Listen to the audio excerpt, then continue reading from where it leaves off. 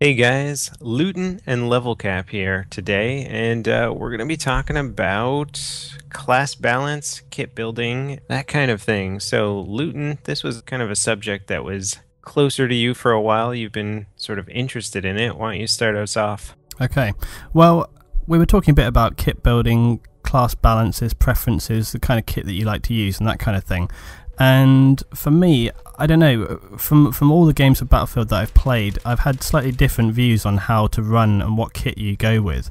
To me, Battlefield is such a flexible environment that you really need to be able to drop and change your kit on an almost, specific basis every game that you play, because the maps change and the maps are so different, and the players that you play against will be so different that unless you're having really consistent games one after the other, building a kit can be almost, I don't know, I would almost go as far to say as irrelevant, because there's so many specific situations that you need to handle. But having said that, recently I've been just thinking and looking at my gameplay and my games and the way that things go down, and I was starting to think that it might be worth building a couple of specific kits to run with certain situations, or just to become more familiar with yourself, because that's bound to help you. But I mean, what's your thoughts on it, Level? Well, I can tell you where my beginnings of using kits more frequently rather than switching guns all the time and sticking to very specific weapons. I know some people like to joke that all I use is the M16A3, which for a long time was my sort of go-to gun for most situations. And it comes from a competitive background. Competitive players need to spend all their time with a very few select guns so that they can learn the recoil, learn the reload times, just learn everything about that gun so well that they can become a master of that weapon. And so my philosophy comes from more of a competitive realm, and just switching guns all the time makes you kind of good at everything, but not an expert at one. And I like the idea of being an expert. Yeah, I think that's definitely true, and I think that I would be kind of interested to try and go down that route before. But having said that, it's not something that I haven't done before, because we were talking about a little bit before about going back to sort of Bad Company 2 and the other games of Battlefield. And for example, my gun of choice, and I think many people's gun of choice, would be, for example, the G3 in Bad Company 2. And that gun was amazingly accurate. It could play at range and close quarters, so it really gave you a gun that you could get to grips with. And yeah, you do become elite with that weapon. You can hit people at extreme range. You can take people out in almost any situation. But I think the gameplay and the style of Battlefield 3 has changed so much that perhaps, especially in public games, that becomes less relevant. But I would be, really intrigued to try out some specific classes and work with a certain gun. But like you say, when you've got something like the M16, that gun is so consistent that it does apply itself to almost any situation. Yeah, and well, a lot of my philosophy with kit building has also been versatility. I say this, I kind of preach it sometimes in my weapon videos, is like, this gun is amazing for close quarters, but you only run in close quarter situations so many times on each map. Even the close quarter maps have a lot of long distance situations where the gun's going to be borderline useless, so finding guns that are extremely versatile and then just getting very good with those versatile guns can be a great payoff. It's interesting what you said, though, with Bad Company 2 using the G3, because I rarely use the G3 in Bad Company 2. In fact, I switch classes all the time in that game. And I thought they made much better use of having different classes and different guns. And in Battlefield 3, I find myself almost always playing the Assault class with an M16 or an AEK. I mean, if I'm really tryharding, trying to do good. And what makes me sort of further validate my opinions on Battlefield 3 being a one class, one gun style game is that when I started up my server a few weeks ago and called it sort of the big boy server, and a lot of top end players joined in there, every single player was playing Assault with an M16 or an AEK, and these were all top rank, really good, very hardcore players. And it was just kind of funny to see. This is what all the tryharders do, is they play Assault with the best assault rifle, and that's it. problem is there when people are doing that, they tend to be working towards more kills rather than the general objectives of the maps. And it's really funny actually, because I'm absolutely the opposite. With Bad Company 2, I found that I could be much more consistent with my kit than I am with Battlefield 3, and I think that's because the map designs between the two are quite different. I find that in Battlefield 3 there's a lot of range changes and situation changes between a map. Like if you think about many of the maps in Battlefield 3, the situations that you have in the beginning or the start section of a map change quite significantly as you progress along. So for me, I find the necessity to change kit becomes much more apparent, whereas with Bad Company 2 I could run with the same gun throughout most of the level because the distances between and the terrain for each map would be more consistent throughout, whereas with Battlefield 3 I just find that's not the case. So I might start off with something like the G3 and then I may change into something like the not the FAMAS, what the hell, the F2000. That's the one I was thinking of, because that's obviously much more medium and consistent gun for kind of medium ranges. So I would change out to that one for the progression through those bases. Well, I actually want to. That's interesting, and I do that as well. Like especially now that the Scar L has become such an amazing long-range gun.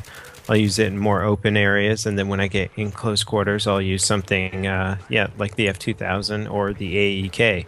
But one thing that you're saying, how switching kits and stuff can be more valuable to play the objective, or you're saying people just playing assault and assault rifles were more interested in their KDR as opposed to playing the objective. I gotta disagree with you there, and sort of reference competitive gameplay, because in serious competitive gameplay where nobody cares about their KDRs, it's all about the objective, capping flags, or arming MCOMs in rush game modes, every single person is playing assault unless spawn beacons are allowed, in which case there's one recon player.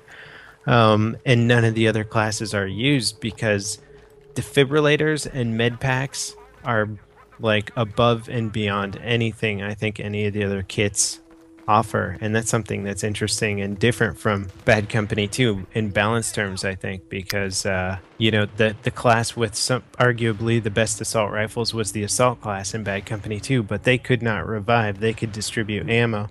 So if you wanted that awesome godlike ability to revive your fallen teammates, you had to run with a machine gun as the medic class. It's true, but the thing is, that is almost specifically why I try not to play competitive anymore. I played competitive for a long time in my gaming history, and one thing that I've found consistently is that when you play competitively, it's such a kind of keyhole aspect of the game. It takes the whole range, it takes the whole broad sphere that the game is, and then keyholes it down to like these specific things where people choose the best pieces. But then everyone does that against each other, so you end up just with this selection of gameplay, like you say, and that's fine for competitive, but for me I find that it completely detracts from what the whole purpose and the feeling of the game is in the first place, and that's why I think that that's one reason why I don't play competitive. And I think that when I'm thinking about these kind of things, I try to think of it in the broader range, the broader sort of aspect of things, when you would be playing more publicly. That's because I find those games can be equally as frustrating, but they can also be a lot more rewarding in their gameplay.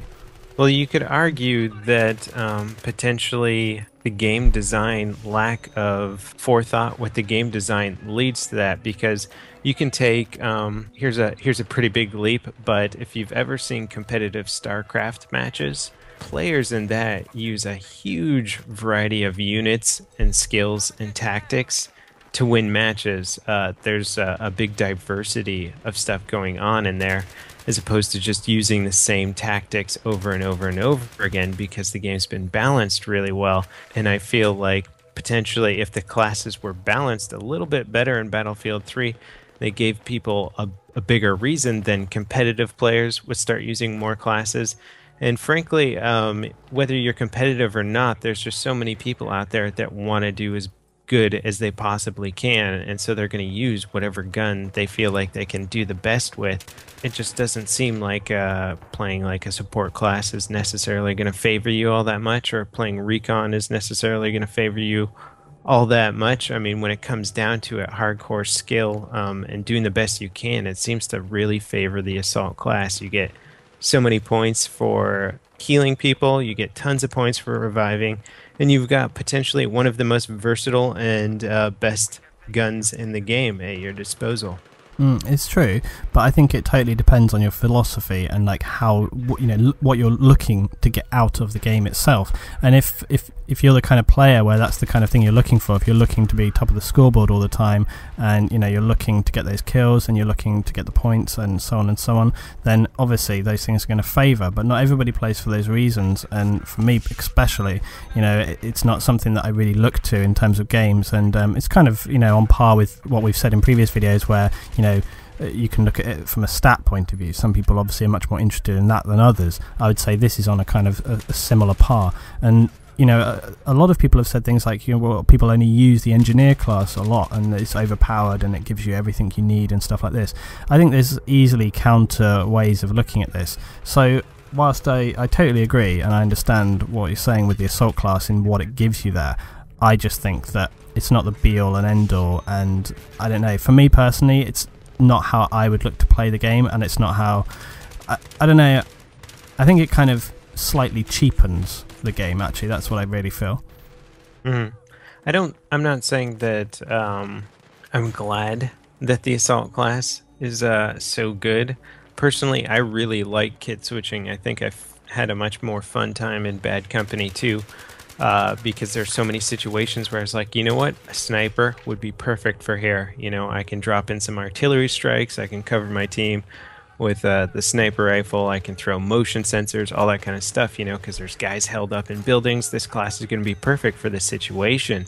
And I just find that less and less. Now, the engineer class, of course, is incredibly useful, but I find the support and recon in Battlefield 3 lacking more. The engineer class fills a very specific role. But this is what we're talking about. We're talking about specific roles, specific situations. And if you think about it, okay, whether you're in Rush or Conquest, there's going to be a moment where, and we're talking about kit switching to a specific situation. So let's say you're in a game and you come up against a sort of more bottleneck corridor. You're the sole person that's going to have to lock that down. Well, obviously, taking a bipod LMG and some ammo stuck next to you, that's going to be what you want for that situation. So I don't think that these roles don't have elements, but just maybe some have more things. I mean, assault, okay, it's gonna be the more versatile class, so you're probably going to play that progressively more. And I would say that I do.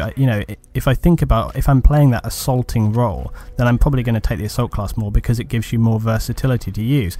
But like you say, there's going to be times and situations where you need to switch out because some kit is going to handle that a little bit better than others. And like you say, for sniper, let's think about Sane Crossing, okay, second base on Rush. If you're moving up towards that point and there's a lot of camped out people there, then maybe taking that role to just put some suppression, take out a few of those entrenched people so that your guys on the more forward front can move forward and get in there with their assault classes, that's going to help them out. So being able to have the ability to switch out with a kit that into sniper just for that moment. And then often I will do that in games. I rarely play sniper because I don't find, like you say, that there's no necessity for me to do it regularly. But in certain situations you need to be able to change so that you can handle that just for that moment, maybe 5 minutes, then you quickly change out to your other kit, move forward. I think that's where I look at things from. It's true. I find in Rush, on defense, you find much more use for the recon class and the support class, but otherwise I find that those two classes lack in most of the other game modes. It just depends on how you're playing and how your team is playing. That's all, and it depends what you're against as well. If your enemy team are abandoning their vehicles and so on, then it's going to be much more infantry based. But if people are playing very heavily with their vehicles and playing very well, you're going to need to neutralize that. So you're obviously going to want to go with the engineer class because the assault doesn't really have a lot to handle that with. I think part of what bothers me about the classes currently is that assault and engineer can get everything done if they need to. I mean, sniper's great, but have you tried the Scar L with like a scope on it? That thing is the ultimate counter assault rifle for the sniper class. It's pretty lethal at range, and then all the recon class really offers beyond that is like maybe an MAV for spotting, which is moderately useful in some situations, and then support is like, great, you've got ammo and you've got C4 potentially, but that requires you to get in close. It's much more dangerous, and a bunch of NGs can take out a tank better, in my opinion, at least a skilled tank team. Yeah. So yeah, I just feel like, especially in like big conquest games, you know, like you'll see assault and NG mostly just being the most useful classes or versatile classes, you know. Yeah, but that makes sense because those classes are much more the kind of on the ground classes, and support is what it does. It's a support class. If you're with a squad and you're building a team, then okay. I mean, I actually said this the other day when I was talking in a video, and I was saying, you know, if you're looking about punching through a defensive line, you're going to want to go with maybe sort of 3 assault on your team, and then maybe a recon or a support as your 4th person, so that you can, you know, use their extra little abilities just to give you that little bit more flexibility. But you're going to want to go with assault because it's going to be the strongest for punching through the line, taking out the enemies. But you do always need to have those classes, and again, so it does really come back to the role of what you want to play. And I think that's just one of the best things about Battlefield, is it does give you these roles that people can slide into. Some people are going to be better at things than others. Some people are going to be really excellent at getting those kills,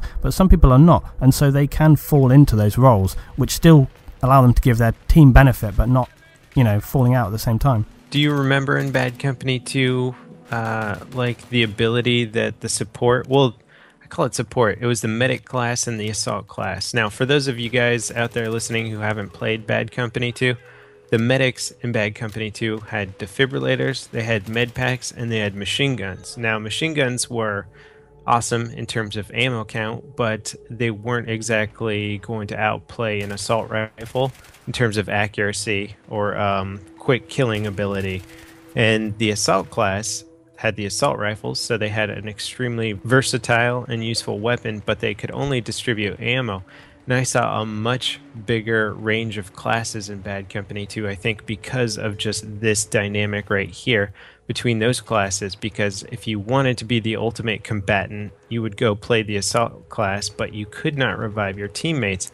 If you wanted to be the ultimate support kit, you'd play medic, and that was just such an unbelievably useful class to play, but you just didn't have the best gun in the game. And so there's a much bigger diversity, and now I feel like it seems like it's 70, maybe 80% assault on a lot of rush maps, and then like some NGs here and there and a few recons and support. Yeah, but I don't really see that necessarily as a major issue. I mean, it kind of makes sense that it would be like that. It makes more sense in Bad Company 2. The kit setups for Bad Company 2 didn't really make a huge amount of sense. I mean, like you say, having assault with the ammo, I mean, it doesn't really make sense because they're supposed to be the lightweight, fast guys running forward and taking the fight to the enemy. It makes a lot more sense that the support class with the LMGs are going to be following that up, dragging the ammo. So they've kind of brought it back in to make more sense. And I think if you wanted to think about it, you know, there's going to be, just like we've said already, there's going to be less situations where you need a lot of those big heavy LMGs and snipers. They're always going to be less. Maybe they did that deliberately so that they would have less of those classes, so we wouldn't see too many. So they've kind of balanced it how they actually wanted it to be played out. I mean, you could look at it that way. Okay, so you don't necessarily need even distribution of classes, and it seems like I kind of favor a more balanced out, even distribution. I think that's probably it for the show. We're going to try and wrap it up. We would love to know what you guys think. Do you want specialized but less used classes, which seems to be where Luetin's going, or do you want a more even distribution of all the classes? Do you think any classes need a little more love, need a little more balance, or do you think they're good as they are? So this has been LvLcap and Luetin, guys, looking at class balancing for the past and the present. Let us know what you think, and thanks for watching.